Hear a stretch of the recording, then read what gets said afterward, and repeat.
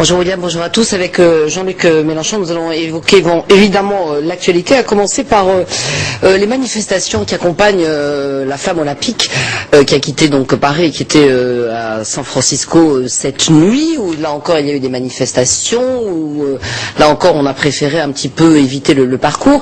Et sur ces affaires, Jean-Luc Mélenchon, vous avez une position qui est, alors pour le coup, presque iconoclaste, en tout cas très différent de ce qu'il est convenu d'appeler la pensée unique. Vous dites qu'il ne faut pas humilier les Chinois et ça n'a pas de sens d'agir comme ça. Oui, je trouve que c'est une position personnelle, hein, oui.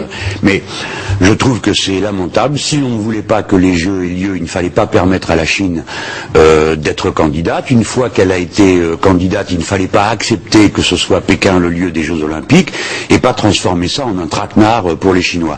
Et j'observe une chose, c'est que tout ça a lieu à propos des événements du Tibet. Donc, qui veut protester ou émettre une critique à l'égard du régime de Pékin, ce qui est assez classique, parce que chaque fois qu'il y a eu des Jeux, on a protesté contre le régime du pays. Parce qu'on peut dire quand même qu'en Chine, les droits de l'homme, c'est pas un modèle. Ah ben clairement, ils n'en ont pas la même vision que nous. Mais je fais remarquer, par exemple, quand il y a eu les Jeux aux États-Unis aussi, il y avait eu des protestations, ou quand il y a eu les Jeux à Moscou, peut-être qu'on en dira un mot dans un instant. Donc, si on veut protester, aujourd'hui, la protestation se fait sous l'angle, donc je suis d'accord avec la revendication du Dalai Lama concernant le Tibet. Ben là aussi, moi je dis, écoutez, il faut regarder à deux fois.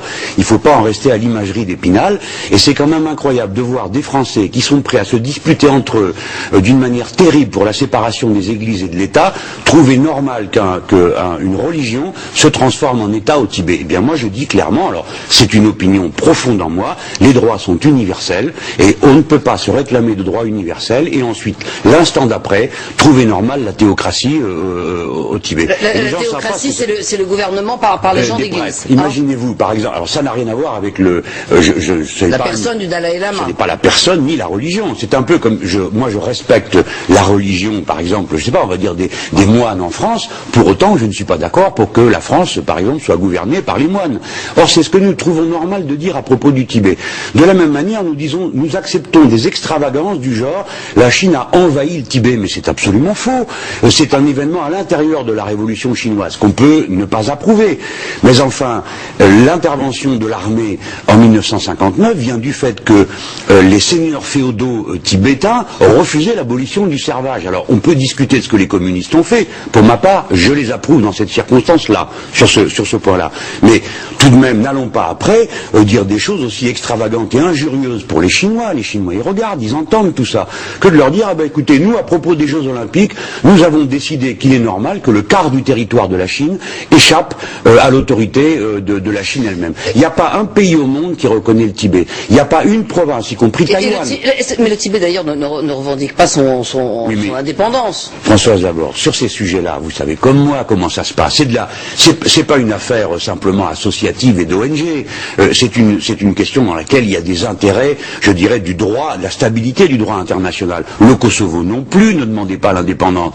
Et pourtant, ça a fini comme ça, avec une base américaine. Bon, donc ne faisons pas les faux naïfs à croire que tout ça se produit comme ça, sans qu'il y ait à l'arrière-plan des enjeux géopolitiques et géostratégiques où des gens se font manipuler. Est-ce que ça veut dire que vous avez le sentiment qu'on demande aux athlètes et à l'olympisme de faire ce que les politiques n'ont pas fait, puisqu'après tout le monde est allé en Chine, y compris d'ailleurs la candidate aux élections présidentielles Ségolène Royal, et qu'à l'époque, on a les droits de l'homme, on en parlait gentiment. Vous avez raison, tout ça patauge dans l'hypocrisie, parce que aujourd'hui, il n'y a pas un candidat à une quelconque élection qui ne commence pas par aller en Chine, parce que la Chine est la grande puissance, il faut donc aller discuter avec. Bon, ensuite, aujourd'hui, il y a les ONG qui protestent, ou l'ONG qui proteste essentiellement. Reporters sans frontières, en l'occurrence. Oui, Reporters sans frontières, qui est une organisation qui est extrêmement engagée idéologiquement, les trois quarts du temps, en général.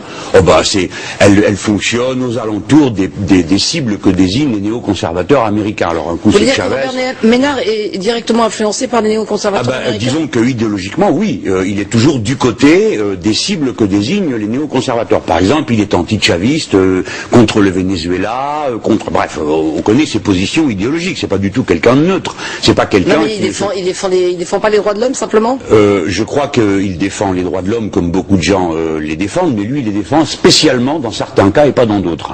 On ne l'a jamais vu aller protester contre la légalisation légalisation de la torture aux États-Unis. On ne l'a jamais vu aller protester contre le fait que les détenus de Guantanamo n'ont pas d'avocat, bon, et ainsi de suite. Mais je le laisse de côté. Je veux pointer ensuite à votre question l'hypocrisie de la situation. Ouais.